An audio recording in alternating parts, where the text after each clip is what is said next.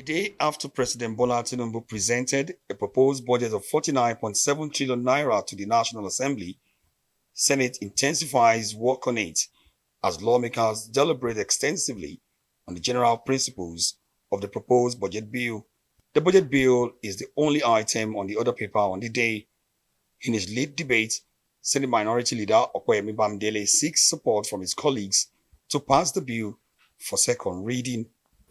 The 2025 budget proposal, christened Budget of Restoration, Securing Peace, Rebuilding Prosperity, strikes at the very core of the Renewed Hope agenda and demonstrates this administration's commitment to stabilizing the economy, improving lives, and repositioning our country for greater performance.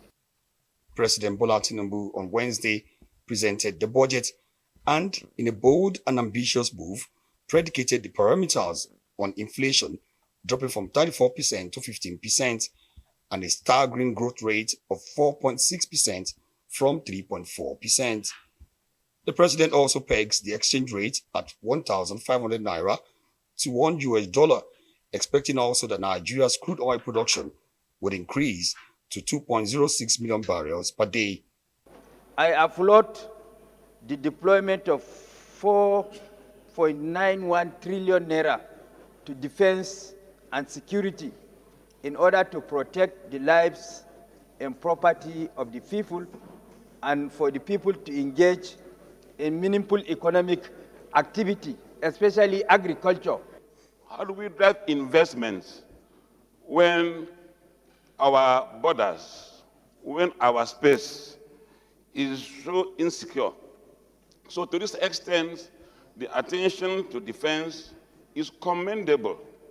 Some lawmakers, however, raised a few concerns, especially about the money Nigeria plans to spend on debt service, 15.8 trillion naira, which is almost a quarter of the total expenditure of 49.7 trillion naira, the largest in Nigeria's history.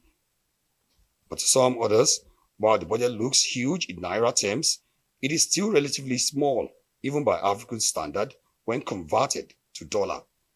I'd like to mention that the problem of the amount of money for debt servicing is still a source of worry to me, because that is approximately 1/3 of the total budget, 15.08 trillion for debt servicing. That is very likely going to put pressure on the available resources for capital and other needs. At the end of the deliberation, Senate passed the budget for second reading, referring the document to its Committee on Appropriation for further legislative action. The committee has 4 weeks to complete the assignment and revert to plenary when Senate returns from Christmas and New Year holiday on the 14th of January.